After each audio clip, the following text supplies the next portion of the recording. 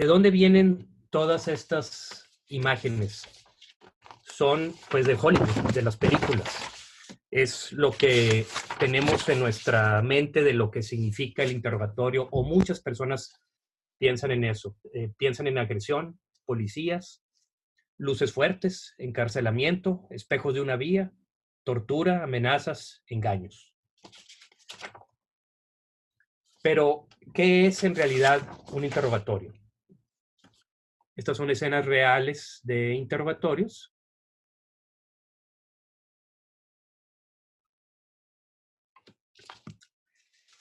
Un interrogatorio es un proceso en el cual se trata de obtener la verdad de un sujeto sin el uso de agresión ni amenazas. ¿Quién fue John Reed? Fue un abogado, policía y pionero de la poligrafía. En 1947 se independiza de la policía de Chicago y abre su compañía de evaluaciones poligráficas, apoyando tanto al sector público como el privado. En esa época fue desarrollando el cuestionario que se hace durante la evaluación poligráfica hasta convertirlo en su actual técnica de entrevista-interrogatorio. En 1974 su compañía empieza a presentar estas técnicas como un curso. En la actualidad, la compañía John Reed imparte más de 200 cursos por año. La técnica Reed es la más usada en el mundo para cuestionamiento de personas.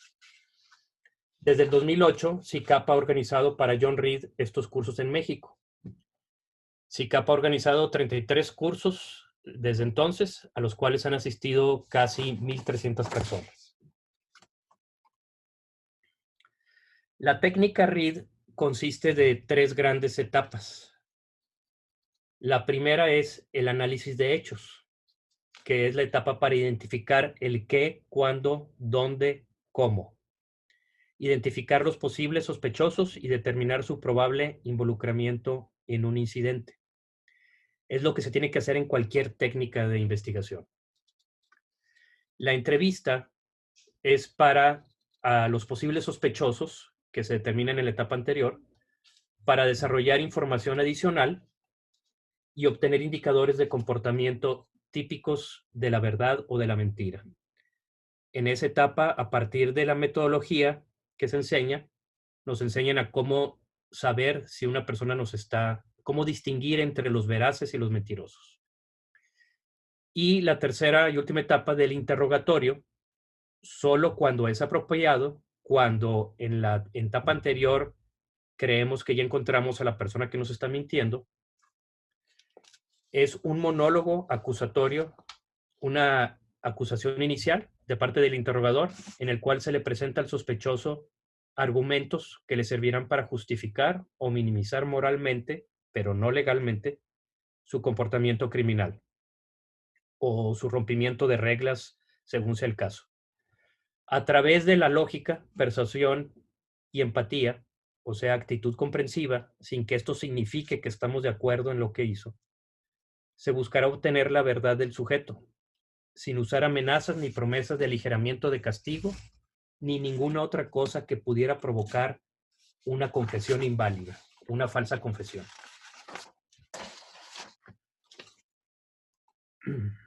Vamos a diferenciar estos dos términos. En muchas personas, al hablar de entrevista y de interrogatorio, a veces se confunden entre ellos como que son intercambiables o creemos que es lo mismo. Pero en la técnica Reed son dos cosas muy diferentes y se tienen que respetar. No se debe de usar una sin haber terminado la otra. Voy a aclarar las diferencias en un cuadro comparativo. Voy a hablar primero del lado izquierdo de la entrevista y luego su contraparte del lado derecho del interrogatorio para poder diferenciar. La entrevista es para obtener información de hechos y determinar verdad o mentira en el sujeto. Requerimos la cooperación del sujeto. Es una conversación. Son preguntas y respuestas. En el interrogatorio se entra solo cuando tenemos la certeza o casi certeza de culpabilidad. Y hacemos esta declaración. Estamos aquí para saber por qué lo hiciste. no para discutir si lo hiciste. Ya no vamos a hablar de que si lo hizo o no lo hizo, ya tomamos esa decisión en base a la entrevista. La entrevista es no acusatoria, es en tono conversacional. El interrogatorio es una acusación inicial y luego un monólogo del investigador. En la entrevista hay poca o nada de evidencia. En el interrogatorio sigue sin haber evidencia, pero se insinúa la presencia de evidencia como una táctica para lograr que la persona confiese. La entrevista es en tono conversacional. El interrogatorio es un monólogo del interrogador, como había mencionado. La entrevista es estructurada, pero flexible. Se hacen preguntas que provocan comportamiento. El interrogatorio es altamente estructurado y se habla de los 9 pasos, los cuales explicaré más adelante.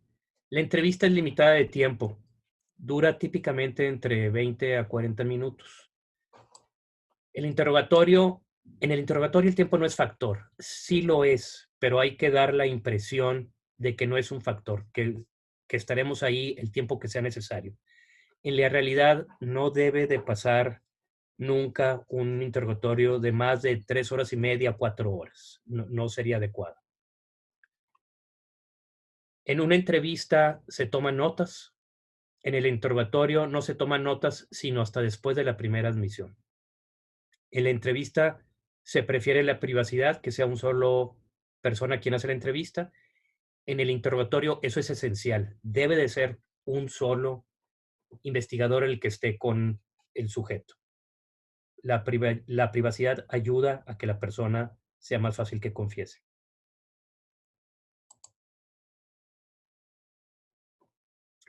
Hay 3 canales de comunicación y en los 3 debemos de utilizarlos.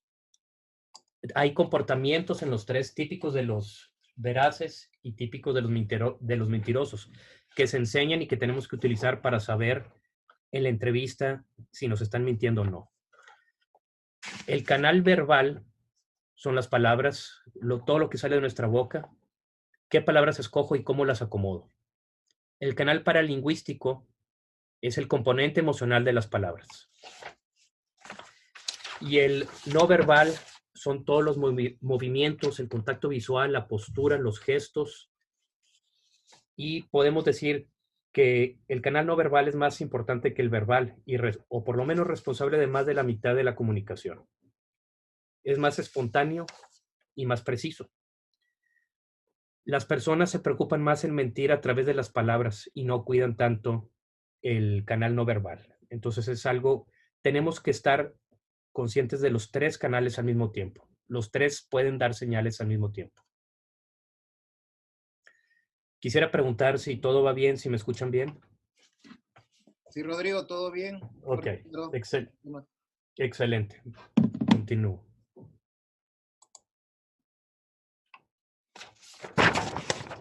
Vamos a hablar de cada uno de los 3 canales que hablé de comunicación. En el comportamiento verbal, el canal verbal, los mentirosos buscan siempre evitar la ansiedad. El sujeto evita el mentir siempre que puede. Y cuando lo tiene que hacer, usualmente lo hará de la forma que le cause menor ansiedad.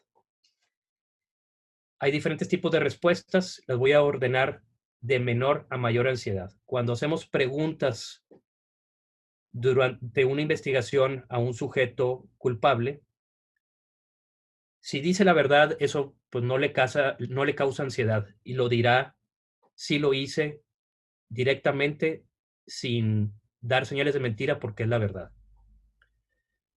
Si puede también omitir la verdad, como por ejemplo sacudir la cabeza en gesto negativo sin decir nada. Eso es mentir por omisión. Causa un poquito de ansiedad. Causa un poco más de ansiedad evadir. Cuando le preguntamos a la persona si él robó, nos puede contestar, ¿por qué me voy a arriesgar a hacer eso y perder mi trabajo de gerente de 10 años? evadió responder, no nos respondió si lo hizo o no lo hizo, prefirió evadir.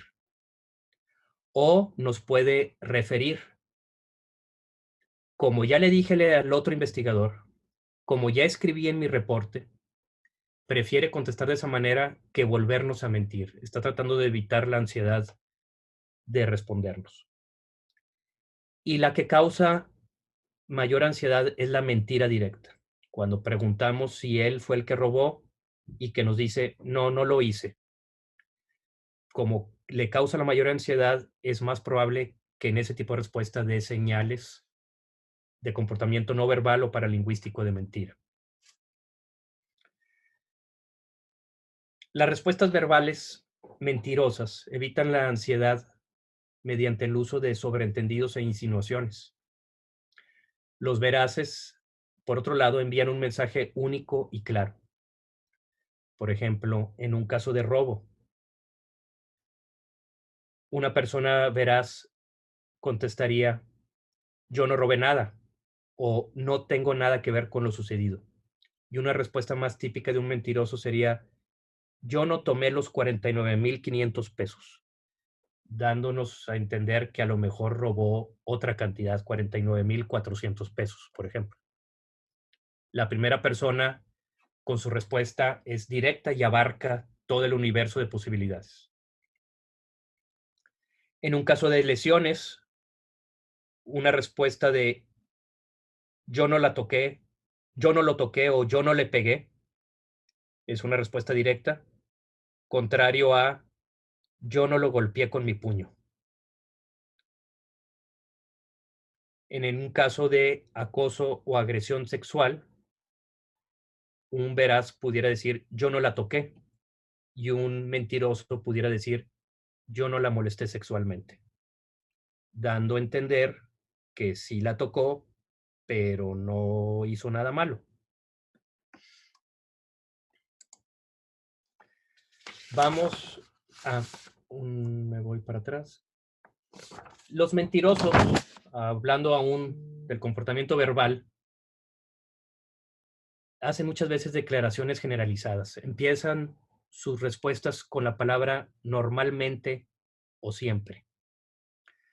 Cuando se le pregunta, ¿qué hiciste el viernes entre 8 y 10 de la noche?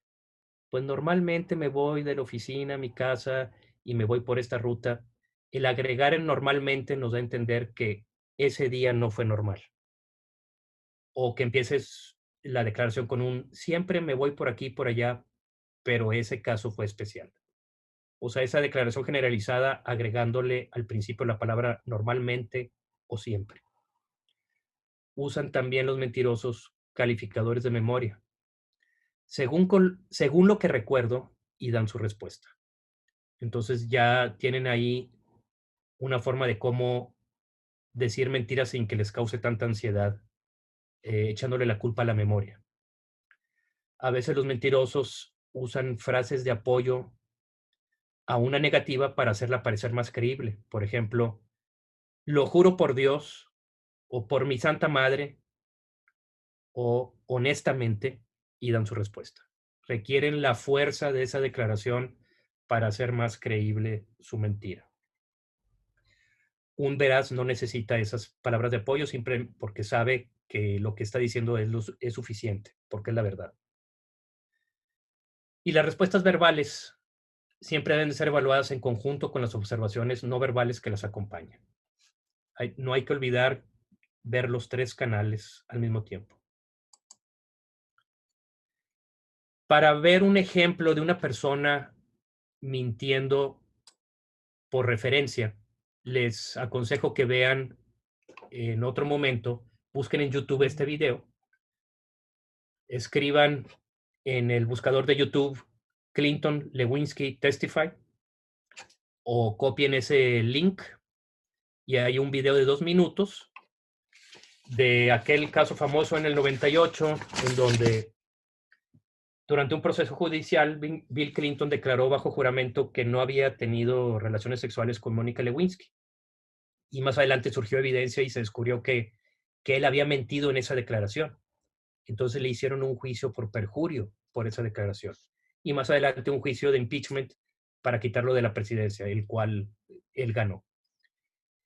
En el video, cuando lo busquen en YouTube, van a ver que durante el juicio de perjurio le preguntan varias veces cosas como: cuando Mónica Lewinsky dice que usted le hizo esto o aquello, o la tocó en tal parte, ¿ella está mintiendo? Y él una y otra vez refiere una respuesta que hizo en el pasado, en vez de hacer lo que sería más sencillo, el decir: ella está mintiendo, yo no hice eso.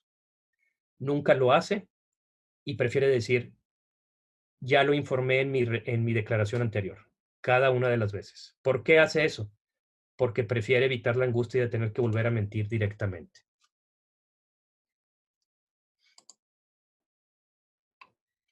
En el canal paralingüístico, para observar comportamientos, las personas que mienten cuando se les hace una pregunta clave,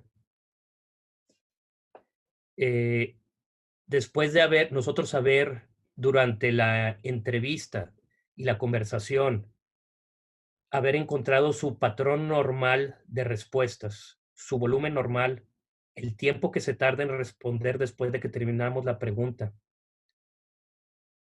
su volumen, entonación, todo eso. Cuando detectamos que en una pregunta clave de repente contesta más rápido, todavía no terminamos de formular la pregunta y ya nos está contestando, o al revés, en vez de tardarse un segundo, se tarda 5 o 6 segundos, hay un cambio, o le preguntamos algo clave, perdón, algo clave, y en vez de contestarnos, nos repite la pregunta, que si yo tomé los 1,000 pesos, o me puede volver a preguntar eso, como si no lo hubiera oído bien. Esta es una táctica para ganar tiempo y para poder responder la pregunta. Todos esos son ejemplos de respuestas a destiempo. Cuando cambia de velocidad la respuesta, está contestando normal, no, sí, pues no sé, tal vez. Y en la pregunta clave, no, cambia la velocidad o baja la voz, ya no se oye igual. Esos son también señales de comportamiento paralingüístico de un mentiroso. Y en el caso del borrado, es después de una pregunta clave, cuando nunca lo venía haciendo, nos contesta: no, nada que ver. Hace una tosecita, un carraspeo, o a veces una risita nerviosa que no venía haciendo. Si lo hace en esa pregunta clave, esa es una señal de comportamiento paralingüístico que hay que tomar nota.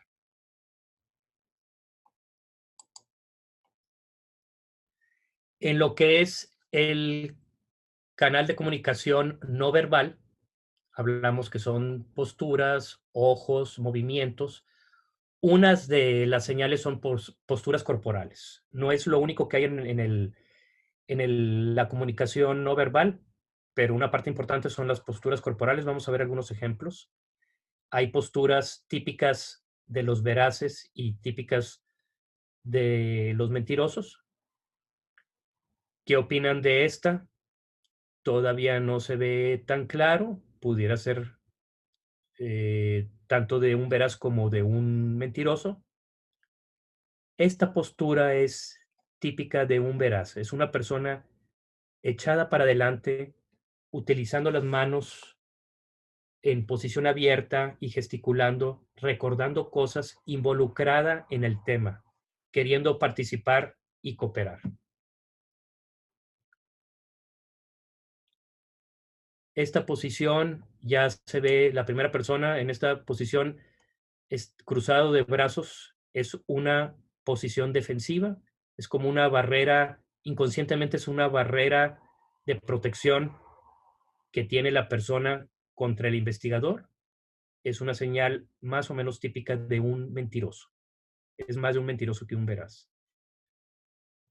Y la siguiente es lo mismo, pero aún más. No solo está cruzado de brazos en la posición de defensa, sino que está echado para atrás, claramente no tan involucrado y con un gesto que nos indica que no le interesa el tema y que no está queriendo ayudar, a diferencia de la señora que se mencionó antes. Esta última es una señal de una persona que está a punto de confesar, que ya se siente perdido, ya se siente vencido. Esa persona está cerca de confesar.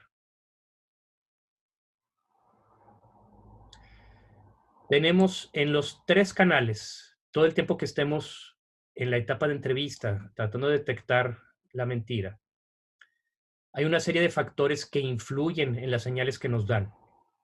Debemos de estar conscientes de todas ellas, porque nos pueden alterar los resultados, las señales típicas. Por ejemplo, la importancia del asunto. Un asunto muy grave, de mucha importancia, da mejores señales de mentira, porque causa mayor ansiedad. Por ejemplo, un robo de 50,000 pesos contra un robo de 100 pesos. O un asunto de violación contra un asunto de un robo de poco dinero. Las distracciones del medio ambiente, el cuarto tiene que ser privado, libre de ruidos y de ventanas donde esté pasando la gente y causen distracción, para que no malinterpretemos los movimientos que hace la persona por ruidos o por movimientos, los malinterpretemos como movimientos corporales de mentira. La proximidad y orientación, me refiero a dónde están sentados el investigado y el investigador, tiene que ser a cierta distancia. Tiene que ser, no puede ser muy lejos. Si yo estoy entrevistando a muchos metros de distancia, de un lado del cuarto al otro lado del cuarto, la persona a la que estoy entrevistando es muy fácil que me mienta sin dar señales de mentira. Necesito sentarme enfrente de él, más o menos cerca, que no haya nada entre los dos, que no haya una mesa, para tener toda su atención. Ahí es más difícil que me diga mentiras sin dar señales de ansiedad. Pero a la vez, si me acerco demasiado donde estoy casi tocándolo rodilla con rodilla, ya sería demasiado cerca. Ahí me va a empezar a dar señales de ansiedad, no por las mentiras, no porque me esté mintiendo, sino porque se siente nervioso de que le estoy invadiendo su espacio personal. En el tema de inteligencia, las personas más inteligentes dan mejores señales de mentira, porque saben lo que está en juego. Estabilidad psicológica y emocional. Si estoy entrevistando a una persona a quien su papá está muy enfermo o se le acaba de morir un pariente muy cercano o que tiene algún problema, me puede dar señales equivocadas. Necesitamos saber en qué condición viene. Sucede durante la entrevista, tenemos que ir encontrando el patrón normal y platicar de cosas mundanas como para establecer un patrón de comportamiento. Me están diciendo que revise mi audio. ¿Se escucha bien ahorita? No, Rodrigo, es para un asistente que tenía un problema con el audio. Tú normal, todo bien. Ok, excelente, muy bien. Madurez emocional, nos referimos a menores de edad. Los niños, sobre todo menores de 12 años, y esto varía según cada niño y según cada cultura, pero con seguridad podemos decir que los menores de 12 años no tienen la madurez emocional suficiente para entender las consecuencias y la gravedad y las diferencias entre el bien y el mal, entre lo correcto y en lo incorrecto. Entonces nos darán señales no muy confiables de mentira. Repito, esa edad puede variar, puede ser alguien de 16 años, puede ser alguien de 12, puede ser alguien de 11. Diferencias culturales. Hay culturas, no sé, culturas orientales o en ciertos países en donde se considera no cortés el mirar a los ojos fijamente a alguien en posición de autoridad, por ejemplo. Entonces no podemos aplicar las mismas reglas, pero sí podemos encontrar su patrón normal de comportamiento en la entrevista previa y ver si ese es el caso y ver si tiene cambios en sus respuestas sobre su patrón normal que establecimos cuando nos contesta a preguntas claves. Si la persona viene drogada, medicada, alcoholizada, si viene de trabajar más de 12 horas del turno de noche e inmediatamente lo estamos entrevistando, todo eso nos afecta, no nos daría respuestas muy confiables. Necesitamos preguntar todo eso antes de empezar. Estoy viendo preguntas y las voy a ir contestando poco a poco. Al final las contestaré.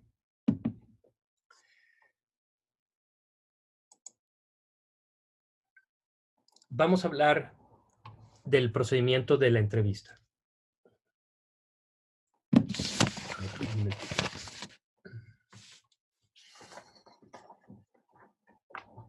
Durante la entrevista,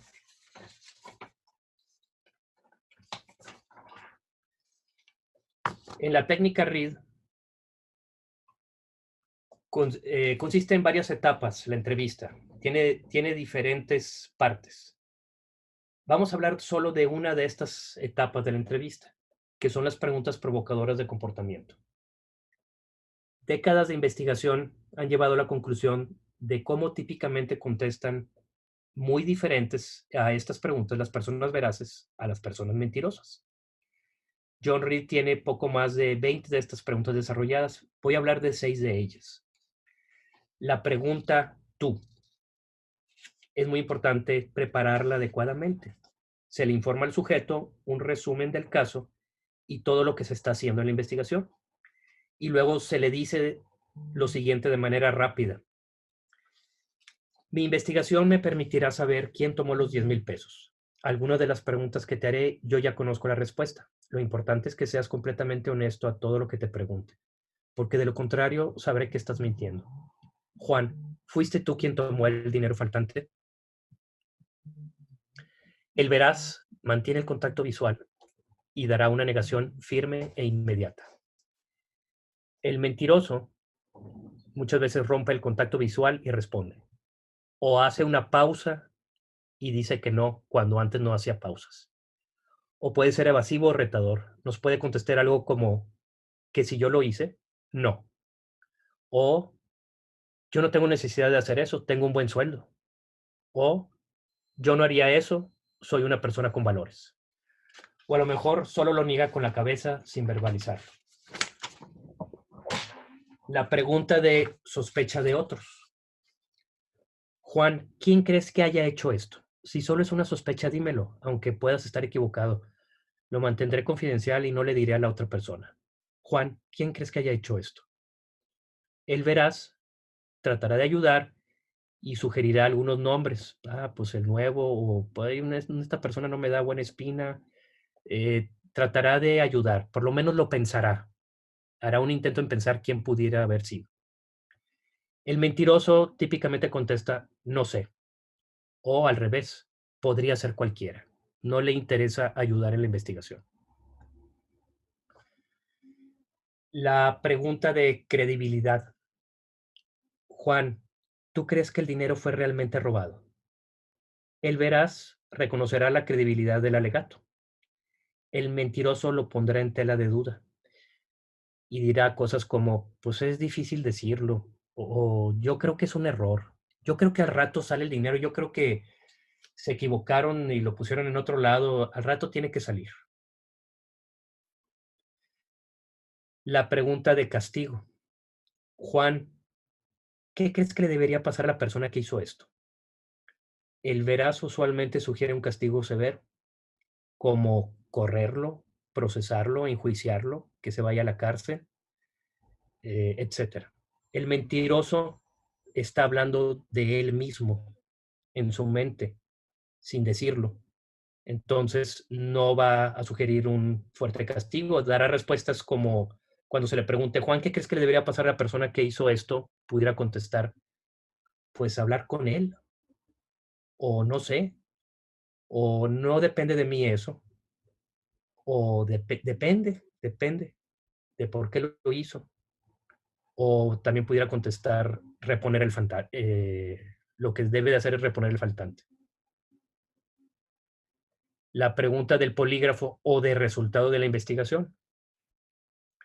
Si el polígrafo es una posibilidad, se le puede preguntar, Juan, si llegara a ser necesario, ¿estarías dispuesto a tomar un examen de polígrafo para verificar que lo que me estás diciendo es la verdad? ¿Qué crees que sería el resultado de la prueba del polígrafo? El veraz usualmente indicará con confianza que el examen o la investigación lo exonerará. Y el mentiroso pudiera contestar cosas como, pues espero que bien, o no lo sé, no sé cómo funcionan esas cosas no son confiables. Y hay veces que contestan, con mi suerte probablemente salga mal. Esta pregunta también se puede, si el polígrafo no es opción, se puede preguntar como, Juan, ¿cómo crees que saldrá el resultado de la investigación sobre ti? Bueno, la pregunta de la segunda oportunidad. Juan, ¿tú crees que bajo alguna circunstancia se le debería de dar una segunda oportunidad a la persona que hizo esto? ¿Por qué? El veraz típicamente contesta como, claro que no, lo harían otra vez. No se le debe dar una segunda oportunidad. El mentiroso está hablando del mismo y entonces hace respuestas como, pues no es mi decisión, no lo sé. O tal vez una segunda oportunidad si es la primera vez que lo hace. O pues si regresar el dinero, si se arrepiente y promete no volver a hacerlo. Son respuestas que dan los mentirosos. La pregunta de carnada es una pregunta muy buena, muy fuerte. Se implica la existencia de evidencia incriminadora para lograr que el sujeto cambie o considere cambiar su declaración previa. Esta pregunta se hace solo después de haber obtenido una coartada y relato de lo sucedido y haber logrado que el sujeto esté comprometido con su versión de no presencia o de no involucramiento. Y se puede formular de la siguiente manera. Juan, como probablemente sepas, hay cámaras de seguridad ocultas en el área. ¿Habría alguna razón por la cual, al revisar los videos, aparezcas en el área? No estoy diciendo que tú seas el culpable, pero tal vez tuviste que entrar a recoger algo y se te pasó decírmelo. El veraz se va a alegrar de que haya evidencia que los exonera y rápidamente piden que se revise la evidencia, manteniendo el contacto visual mientras lo dice. Dirían algo como, cámara, qué bueno. Revísela, por favor, ya para que vean que yo no fui y que se acabe esto. Por favor, vayan a revisarla. El mentiroso, 9 de cada 10 veces, también lo van a negar, pero se observa comportamiento dudoso. Por ejemplo, que toman varios segundos para contestar o rompen el contacto visual, se les mueven los ojos o repiten la pregunta como para ganar tiempo para pensar, como la video, cámaras de video. No, yo no fui. Y una de cada 10 veces más o menos cambiarán su respuesta. Por ejemplo, sí, ya me acordé que tuve que entrar al cuarto a recoger algo. Sí, sí voy a aparecer, pero es por eso. ¿Me escuchan todos bien? Sí, todo bien, Rodrigo. Ok.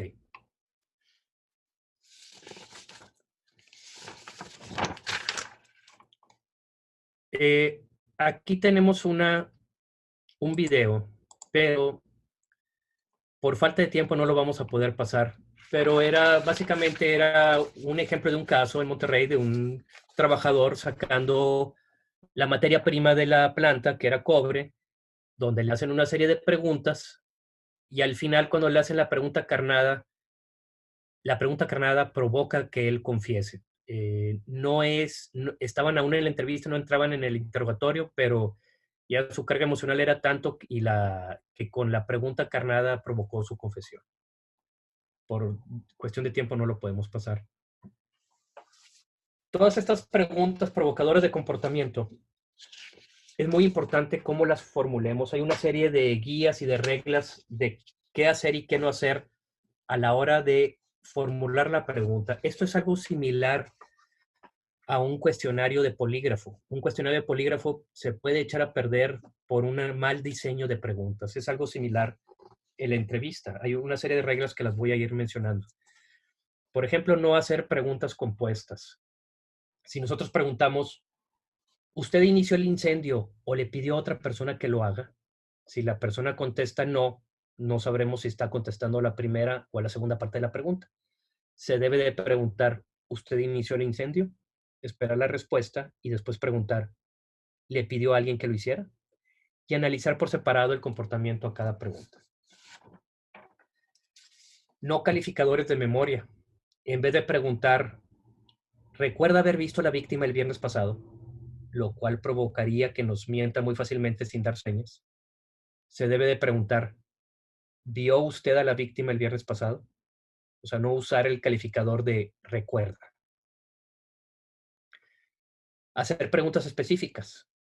En vez de preguntar, ¿alguna vez se le ocurrió hacer algo como esto? Debe de ser, ¿alguna vez se le ocurrió tener contacto sexual con su sobrina?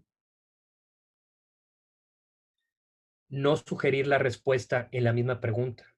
En vez de preguntar, cuando terminemos nuestra investigación, ¿usted cree que quedará exonerado de esas acusaciones? En vez de eso, se debe preguntar, ¿cómo cree que salga usted cuando terminemos nuestra investigación? La primera forma le está sugiriendo cómo responder. Otro ejemplo, en vez de preguntar, ¿no ha tomado drogas en el último mes? En donde prácticamente le estamos sugiriendo a la persona que nos diga que no, se debe de preguntar, ¿ha tomado drogas en el último mes? Es más difícil mentir con la segunda forma de la pregunta. Hacer preguntas de seguimiento. Por ejemplo, en su opinión, ¿qué debería de pasar a la persona que inició el incendio? La pregunta del castigo que habíamos mencionado. En su opinión, ¿qué debería de pasarle a la persona que inició el incendio? Y nos contestan, pues no depende eso de mí, que suena como de alguien culpable. Hay que hacer la pregunta de seguimiento. Y si sí fuera su deber decidirlo, ¿qué haría? Ah, si fuera mi deber, yo lo mandaría a la cárcel. Entonces, preguntas de seguimiento.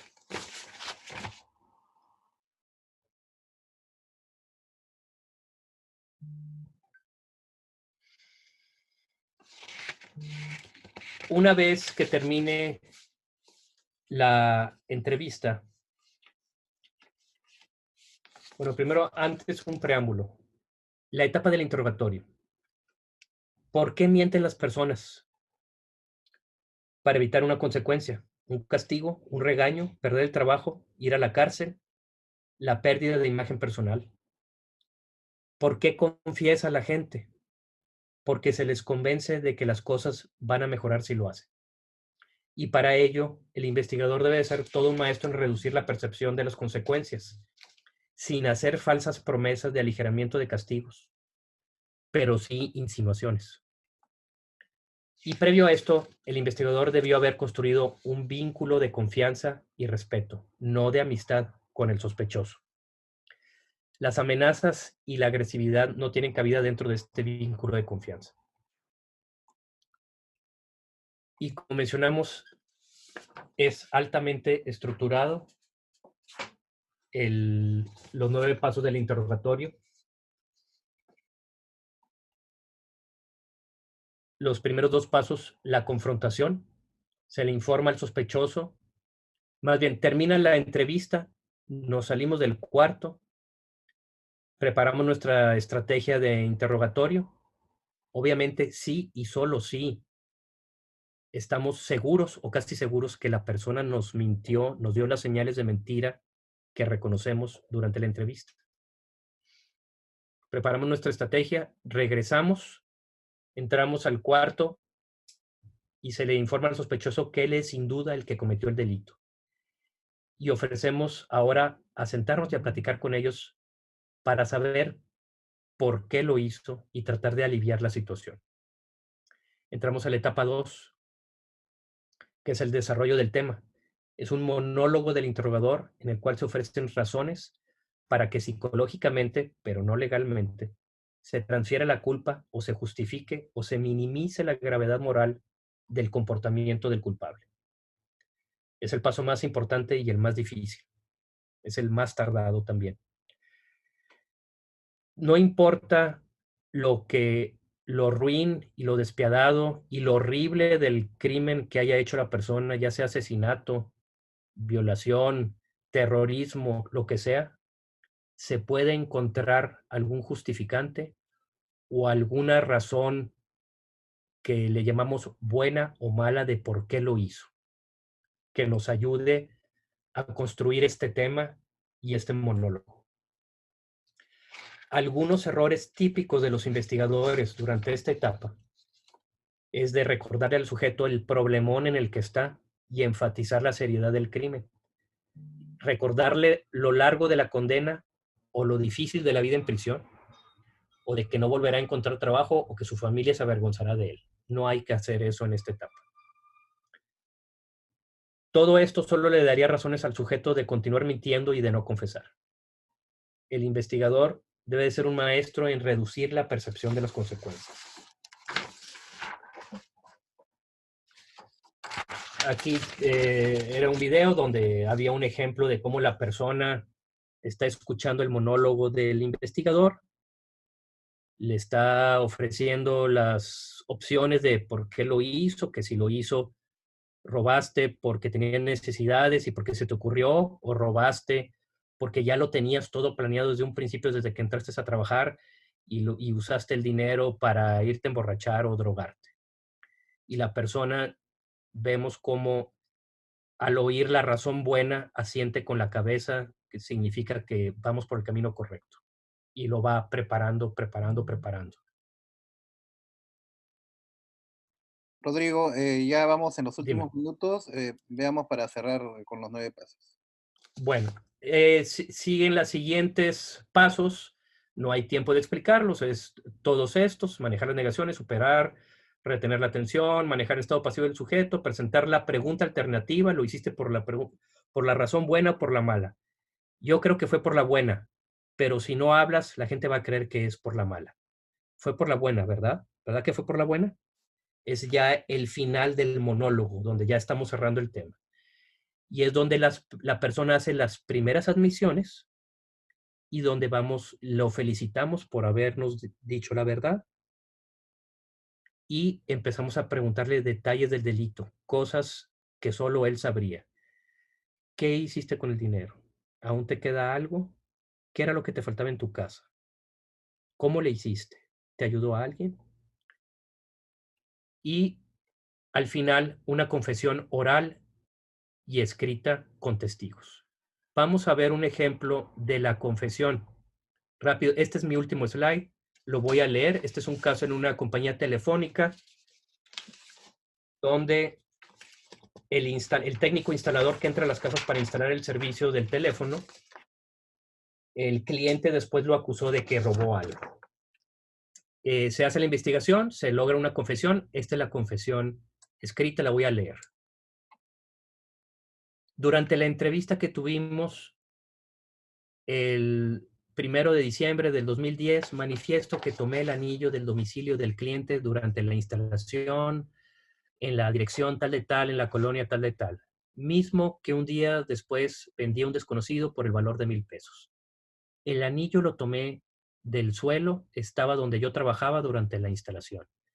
Tenía dificultades económicas, deudas, etc.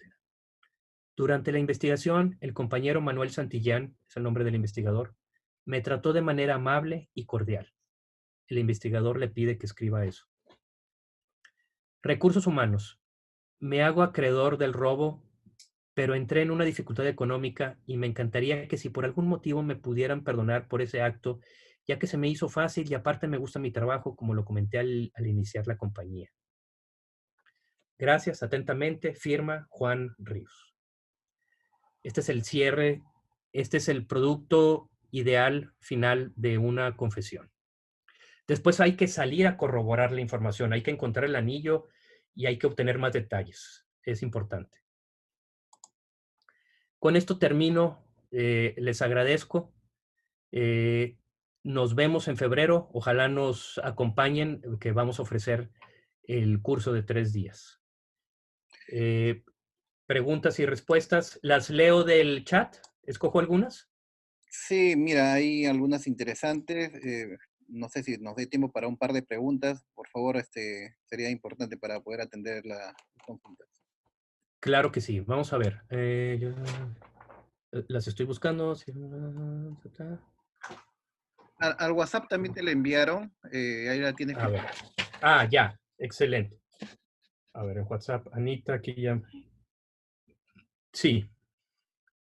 Me pregunta aquí Moisés Acevedo. Es evidente que una entrevista puede ser una acción rutinaria sin impacto en la organización. Sin embargo, realizar un interrogatorio en base a lo señalado en la presentación podría ser considerado por el empleado interrogado como una acción intimidante e incluso ilegal. ¿Qué consecuencia trae esto para una empresa privada realizar un interrogatorio y que esto no se convierta posteriormente en una demanda legal del interrogado ante la organización? Muy buena pregunta. En el ambiente privado, o sea, con personas no bajo custodia de policías, por ejemplo, nosotros, típicamente gerentes o investigadores en empresas, lo tenemos que invitar a que coopere y que platique con nosotros y motivarlo a que aclare la situación. En el momento que quiera la persona, se puede parar e irse. Nunca debemos de negarle el poder salir o poder ir al baño o tomar agua. No podemos hacer nada de eso. Hay técnicas que se enseñan para promover que no se quiera ir la persona, las cuales se enseñan en el curso. Pero sí, como nunca le vamos a negar a la persona el que se pueda ir, él puede pararse y acabar con la entrevista en el momento que quiera.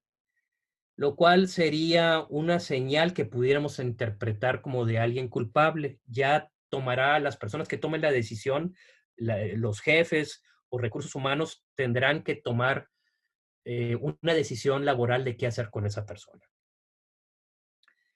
Pero sí, esa es la respuesta. No nos van a poder acusar de algo ilegal porque está bajo su propia voluntad, porque quiere arreglar la situación y no quiere que piensen mal de él, de que la gente piensa que no cooperó con nosotros. Ese es el motivante que tenemos hacia él. ¿Alguna otra pregunta? A Había ver, estoy leyendo. hay una sobre el comportamiento, si la ves, y A hay ver, uno que te enviaron. pero sí, el canal no verbal no es gobernado por el sistema simpático, por eso es más confiable. No te puedo contestar esa pregunta. A ver, si esas posiciones de cruzar los brazos, ¿cómo es eso? Sí, esas posiciones de cruzar los brazos, como normalmente se siente el entrevistado, ¿qué hacer para obtener una mejor evaluación? Esa es una buena evaluación. No porque crucen los brazos no lo vamos a poder evaluar bien. La cruzada de brazos es una señal que debemos evaluar. Esa es la señal. No significa que con eso ya no lo vamos a poder leer bien. Otra, ¿puede influir como factor en la lectura del comportamiento de la nacionalidad? Sí, lo que hablamos de las diferencias culturales. Entonces, durante las primeras etapas de la entrevista, antes de las preguntas provocadoras de comportamiento, nos vamos a tomar unos 15 a 20 minutos, tal vez un poco menos, de preguntas no amenazantes, que no tengan nada que ver con la investigación, como por ejemplo, ¿cuánto tiempo llevas trabajando aquí? ¿Cuáles son tus responsabilidades? ¿De qué nacionalidad eres o por dónde vives? ¿En qué colonia? ¿Cómo te conoce la gente? ¿Cómo te dicen? ¿Te dicen José o te dicen Pepe? Y ver cómo va respondiendo a eso y encontramos el patrón donde ya no nos va a importar la nacionalidad o la diferencia cultural, ya encontramos su comportamiento base y entonces vamos a encontrar cambios durante las preguntas amenazantes. Otra, es evidente que una entrevista puede ser una acción rutinaria. Ah, bueno, esa ya la contesté, perdón. Bien, Rodrigo, yo te agradezco. Sí, No sé si quieras cerrar con alguna conclusión final. sí, a ver, una última pregunta rápido. Definitivamente el que un entrevistado rompa contacto visual al ser interrogado es señal de sospecha. Por sí solo, ningún comportamiento por sí solo es indicativo de verdad o de mentira. Se tiene que evaluar un patrón o una serie de comportamientos. Eso acompañado de la respuesta no nos debemos de clavar de que hizo esto, entonces es verdad o entonces es mentira. No, hay que evaluar el todo. No es tan fácil por un solo comportamiento obtener la respuesta de verdad o mentira. Eh, a sus órdenes, creo que ya se acabó el tiempo, les agradezco mucho. No sé si haya alguna pregunta adicional. Bien, Rodrigo, sí, lamentablemente el tiempo es tirano, es un tema muy interesante. Te agradecemos realmente la dedicación y el desprendimiento para poder colaborarnos con este webinar. Eh, Se está grabando, se va a publicar en la página web de Asís Perú. Para los que están consultando si se compartirá la información. Es una información abierta, gracias a la colaboración de Rodrigo Velarde y SICAP.